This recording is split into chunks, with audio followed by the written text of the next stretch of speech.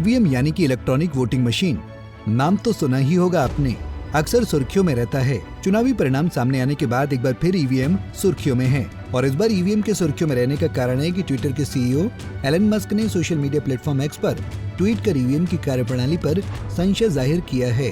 दरअसल ट्विटर के CEO Elon Musk ने ट्वीट कर लिखा कि हमें इलेक्ट्रॉनिक वोटिंग मशीन को खत्म कर देना चाहिए।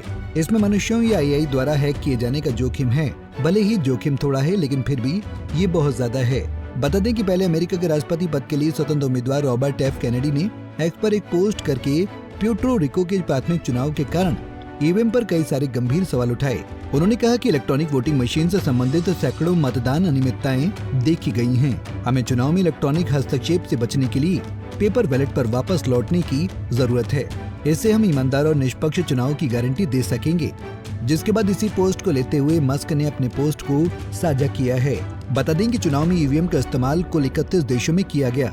वहीं 3 देशों जर्मनी, नीदरलैंड और पुर्तगाल ने ईवीएम का इस्तेमाल बंद कर दिया है। इंडिया में भी जब जब चुनाव होता है तब ईवीएम पर विपक्ष कई सारे संगीन सवाल खड़े करता है। ये ईवीएम की कहानी कोई नई नहीं है, बल्कि पुरानी हो चुकी है।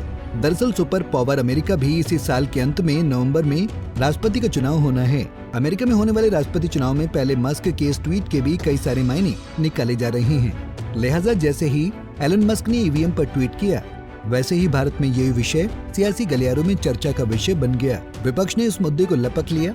कांग्रेस नेता राहुल गांधी ने एलन मस्क की पोस्ट को रीपोस्ट करते हुए लिखा कि भारत में ईवीएम ब्लैक बॉक्स की तरह है, किसी को भी इसकी जांच की अनुमति नहीं है।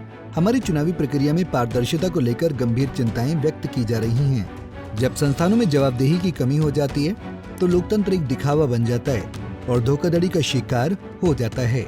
याद हो कि 2024 के लोकसभा चुनाव में भी ईवीएम का मुद्दा सुप्रीम कोर्ट तक पहुंचा था। सुप्रीम कोर्ट ने इस मसले पर सुनवाई की और इस मांग से जुड़ी सभी याचिकाएं खारिज कर दी थी। कोर्ट ने कहा था कि भारत में चुनाव ईवीएम से ही होंगे। विपक्ष लगातार ईवीएम पर सवाल खड़े करता रहता है। राजा की आत्मा ईवीएम में है। सही है, सही है। राजा की आत्मा ईवीएम में है। लिहाजा ईवीएम पर एलन मस्क का ये ट्वीट क्या कहानी कह रहा है, ये सबसे बड़ा सवाल है। Bureau report, Punjab Kesari TV. हमसे जुड़े रहने के लिए हमारे YouTube चैनल को सब्सक्राइब करें और नई वीडियो की नोटिफिकेशन के लिए बेल आइकॉन को दबाएं।